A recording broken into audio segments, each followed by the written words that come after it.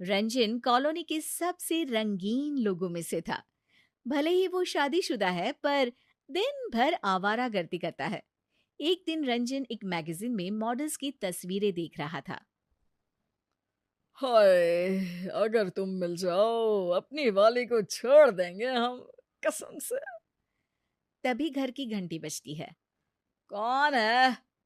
इतनी सुंदर लड़की देख रहा हूँ और घंटी बजाने से इनको फुर्सत नहीं है।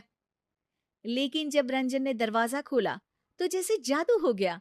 उसके सामने वही मैगजीन वाली मॉडल खड़ी थी।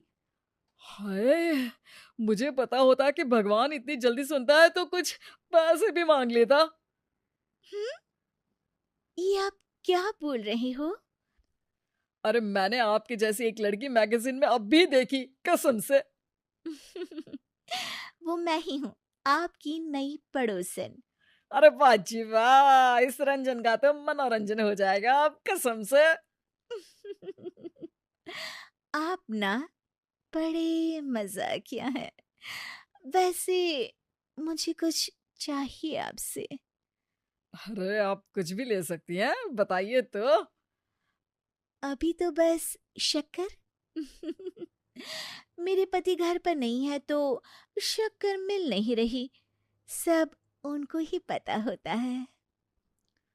अरे आप कहो तो पूरी चाय बना कर ले आऊं आपके लिए, कसम से। नहीं नहीं, अभी तो शक्कर ही काफी है। रंजन जल्दी से किचन से मिली को शक्कर लाकर देता है। ये लीजिए शक्कर जी। वैसे आप ना चाय में उंगली भी डुबा देती तो वो भी मीठी हो जाती, कसम से। कहाँ से चुराई ये लाइन? अब आपके लिए कुछ चुराना भी पड़ जाए तो कोई गुनाह थोड़ी ना होगा जी। इतने में ही मिली का हस्बैंड उसे आवाज देता है। मिली, जल्दी आओ। चलो जी, चलती हूँ मैं, मेरे हस्बैंड आ गए। अजी, फिर से आइएगा जरूर। घर में अदरक, चाय पत्ती और तुलसी भी है जी, कसम से। मिली वहां से चली जाती है। धत्तेरी की, इस गोल का तो एक गोलकीपर भी है। पर खैर, बिना गोलकीपर के फुटबॉल खेलने में मजा क्या, कसम से। रंजन फट से अपनी पत्नी रूपाली के पास जाता है। अरे रूपाली, तुम्हें पता है हमारे नए पड़ोसी आए हैं? वो शर्मा जी वाला जो घर था ना, वहां। हाँ हाँ, हम जानते हैं। हम तो सुबह ही मिलाए मिली भाभी और राधे भैया से। बहुत ही अच्छे लोग हैं। अरे तो मुझे क्यों नहीं बताया? बताया तो था। आप बोले आपसे लोग मिलने आते हैं, आप लोगों से नहीं। अरे रे, अरे तो चलो ना, कम से कम मिठाई देने ही चल लेते हैं। हमारे नए पड़ोसी हैं। हाँ, ये आइडिया सही है।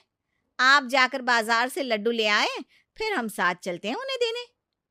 रूपाली को पता ही नहीं था कि रंजन के मन में ही लड्डू फूट रहे थे। रंजन भाग के बाजार से लड्डू ले आता है और सीधे मिली जी के घर पहुंच जाता है, ताकि वो मिली जी से ढेर सारी बातें कर पाए। पर घंटी बजाने पर गेट खोलते हैं मिली जी के पति राधे। रंजन का धक धक करता दिल जैसे एकदम से बैठ गया। वो अंदर की तरफ झांकता है, पर कोई दिखता नहीं। जी, जी वो मिली जी दिख नहीं रही। क्या जी?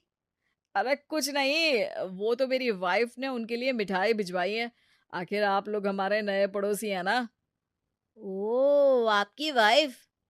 रूपाली सुबह आई थी शायद आपसे मिलने। अच्छा, हाँ हाँ, अंदर आइए। भाभी जी नहीं दिख रही। रूपाली ने उन्हें देने को कहा था। हाँ, मिली नहीं है। वो अभी अपने शूट पर गई हुई है। अभी अभी तो निकली वो। आप चाय कॉफी कुछ लेंगे? मैं वैसे दोनों ही बहुत अच्छा बनाता हूँ। नहीं नहीं, बस मुझे काम है, चलता हूँ मैं। रंजन की उम्मीद अभी तक टूटी नहीं थी। उसने मिठाई के डिब्बे में एक चिट्ठी छिपा दी थी, जो कि सिर्फ मिली जी के लिए थी। पर इधर जब राधे डिब्बा खोलता है मिठाई खाने के लिए, तो उन्हें लगता है कि रूपाली जी ने उनके लिए ही चिट्ठी लिखी है। चिट्ठी में लिखा था, आप हमें बहुत पसंद आए। हमारी बचपन से ही इच्छा थी आप जैसे किसी व्यक्ति से मिलने की। आज वो इच्छा पूरी हो गई। ये चिट्ठी हम आपके लिए छोड़ रहे हैं ताकि हम बता पाए कि आज आपको देखकर हम मंत्रमुग्ध हो गए। बस ऐसे ही चमचमाते रहिएगा। इस चिट्ठी को पढ़कर राधे को लगा कि रूपाली ने ये चिट्ठी उसके लिए लिखी है और वो छुपके से अपनी चाहत का इजहार कर रही है। राधे बहुत गहरी सोच में पड़ गया। ये बात तो सही है, मिली से मैं प्यार तो बहुत करता हूं, पर घर का सारा काम मुझे ही करना पड़ता है। मिली को तो कभी मेरी मदद करने का मौका भी नहीं मिलता। कभी कभार तो ऐसा लगता है कि मैं घर का नौकर हूं बस। मुझे कॉफी ऐसी चाहिए, जूस वैसा चाहिए। मिली के नखरों की वजह से हम किसी को हाथ बटाने के लिए भी नहीं बुला सकते। पर रूपाली जी कितनी स्वीट है, कैसे मुस्कुराती है, आहे कैसे शर्माती है, और कितनी सुशील भी है। राधे बहुत ज्यादा रिसर्च करने के बाद अगले दिन एक मिठाई का डब्बा खुद खरीदता है और जाकर रंजन के घर दे आता है। वैसे कोई भी और कुछ देकर जाता तो मिठाई का डब्बा सबसे पहले रूपाली ने ही खोला होता, लेकिन रंजन अपनी एक्साइटमेंट में इस बार डब्बा मिलते ही खोल लेता है और अंदर जब उसे एक चिट्ठी दिखती है, वो चिट्ठी पढ़ने लगता है। ये दोनों एक दूसरे को चिट्ठी लिखते रहते हैं और सोचते हैं कि एक दूसरे की पत्नियों से इनकी बातें चल रही हैं। इसी बीच ये फैसला लिया जाता है कि अगले संडे दोनों एक दूसरे से मिलेंगे। रंजन राधे को कुछ लाल पहनने को बोलता है और राधे रंजन को कुछ काला। सुनो, मेरी एक मीटिंग है, आता हूं मैं। हे, थोड़ा किचन के काम से बाहर जा रहा हूँ, सी यू शाम को। संडे आ जाता है और राधे लाल शर्ट पहनकर फूल लेकर पास ही के बगीचे में सबसे कोने वाले पेड़ के नीचे खड़ा हो जाता है। वो खड़े खड़े रूपाली जी का इंतजार कर ही रहा होता है। उतने में उसे रंजन दिख जाता है। अरे, तुम यहाँ? अरे मेरा भी यही क्वेश्चन है, तुम यहाँ? दोनों समझ जाते हैं कि उन दोनों की चिट्ठियां गलत जगह जा रही थी। अरे मैं तो बस यही हवा खाने आया था। तो मैं भी। बाकी फूल लेकर आए? ये तो मिली के लिए है। फूल खरीद के ले जा रहा था, सोचा थोड़ी हवा खा लूं। अब एकदम फ्रेश लग रहा है। चलो तो फिर निकलता हूं मैं। हाँ हाँ, चलिए जल्दी मिलते हैं।